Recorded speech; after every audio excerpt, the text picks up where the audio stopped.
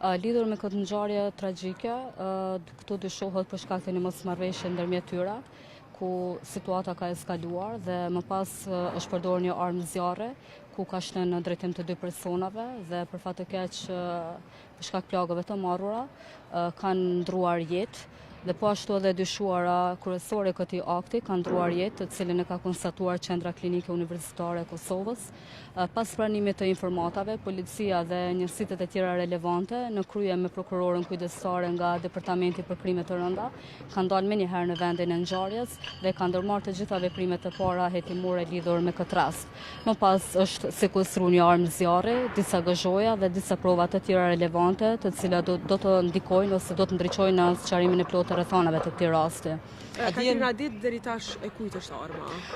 Duke qenë se rasti është në fazën preliminare të hetimeve, më duhet të jemi rezervuar në dhënien e informacioneve shtesë, mirë po ne si prokurori themelore në Prishtinë mbetemi të përkushtuar, domethënë në zhvillimin e hetimeve në mënyrë intensive që sa më parë të kuptohen rrethanat e këtij rasti. E the që ka pas mosmarrëveshje, mirë po a dihet më shumë rreth motiveve që kanë çuar deri tek. Duke qenë se rasti ende në fazën preliminare të hetimeve, siç e theka edhe pak më herët, më duhet të jemi rezervuar në dhënien e informatave në detaje.